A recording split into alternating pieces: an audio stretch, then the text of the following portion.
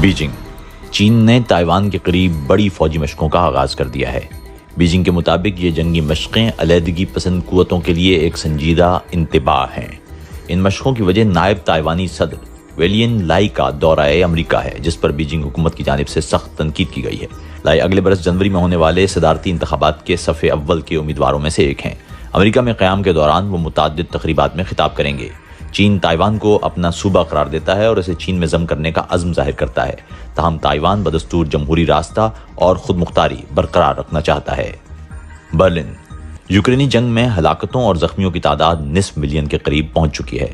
جمعے کو امریکی اخبار نیو یارک ٹائمز میں شائع ہونے والی ایک رپورٹ میں امریکی حکام کے حوالے سے کہا گیا ہے کہ فروری 2022 سے جاری اس مسلح تنازع میں دونوں ممالک کے ہلاک یا زخمی ہونے والے شہریوں اور فوجیوں کی تعداد نصف ملین تک پہنچ چکی ہے۔ تاہم اخبار کے مطابق اس جانی نقصان کے درست اندازے اس لیے ممکن نہیں ہیں کیونکہ کیف حکومت ایسے اعداد و شمار جاری ہی نہیں کر رہی، جبکہ روس جانی نقصان کی تعداد گھٹا کر پیش کرتا ہے۔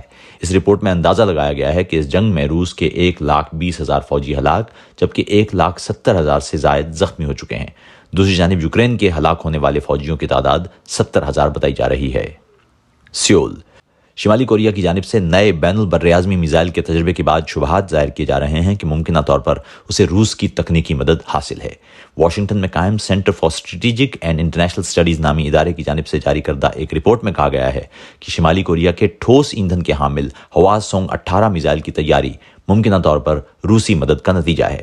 واضح رہے کہ شمالی کوریا کے میزائل پروگرام کے تناظر میں اس پر سخت ترین عالمی پابندیاں عائد ہیں۔ رپورٹ میں کہا گیا ہے کہ شمالی کوریا کے میزائل پروگرام میں حالیہ ترقی روسی مدد کے بغیر ممکن نہیں۔ ماسکو۔ روسی صدر ولادیمیر پوٹن نے جنوبی روسی شہر روستوف آن ڈون میں یوکرینی جنگ میں شریک کمانڈروں سے ملاقات کی۔ ماسکو حکومت نے یہ نہیں بتایا کہ یہ ملاقات کب ہوئی ہے، تاہم جاری کردہ ویڈیو سے ظاہر ہے کہ ملاقات رات کے وقت ہوئی۔ بیان میں کہا گیا ہے کہ پوٹن کو روسی مسلح افواج کے سربراہ نے جنگی کارروائیوں سے متعلق بریفنگ دی۔ جاری کردہ ویڈیو فوٹیج میں پوٹن کو اعلیٰ فوجی افسران کی ایک میٹنگ کی سربراہی کرتے بھی دیکھا جا سکتا ہے۔ یہ بات اہم ہے کہ یوکرین پر حملے کے بعد سے روسی شہر روستوف آن ڈون کو عسکری کارروائیوں کے اعتبار سے ایک مرکز کی حیثیت حاصل ہو چکی ہے۔ نیامے۔ نائجر کے تنازع کے پرامن حل کے لیے مغربی افریقی ممالک کی تنظیم ایکوواس کا ایک وفد نیامے پہنچ رہا ہے۔ ایکوواس کے اس وفد کے ہمراہ اقوام متحدہ کے خصوصی مندوب برائے مغربی افریقہ لیونارڈو سینٹوس سیامو بھی ہوں گے۔ اقوام متحدہ کی جانب سے جاری کردہ بیان میں کہا گیا ہے کہ سیامو جمعے کے روز خطے کا دورہ شروع کر چکے ہیں، جہاں وہ نائجر کی فوجی جنتا کے علاوہ ایکوواس ممالک کے رہنماؤں سے بھی ملیں گے۔ بیان میں کہا گیا ہے کہ عالمی ادارہ نائجر میں دستوری نظام کا احیاء چاہتا ہے۔ اکرا۔ مغربی افریقی ممالک کی تنظیم ایکوواس کے فوجی سربراہان نے نائجر کے معاملے کے سفارتی حل کی ناکامی پر فوجی مداخلت پر اتفاق کیا ہے۔ ایکوواس کمشنر برائے سیاسی امور عبدالفتاح موسیٰ کے مطابق پہلی ترجیح تاہم مسئلے کا سیاسی اور سفارتی حل ہی ہوگی۔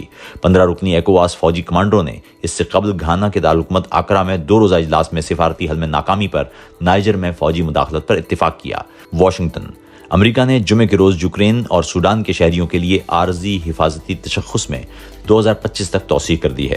یوں جنگ سے متاثرہ ان دونوں ممالک کے شہریوں کو امریکہ میں مقیم رہنے کا حق حاصل رہے گا۔ امریکی ادارے ہوم لینڈ سیکیورٹی کے مطابق یوکرین اور سوڈان کے امریکہ میں مقیم شہری اس اسٹیٹس کے لیے درخواست دے سکتے ہیں۔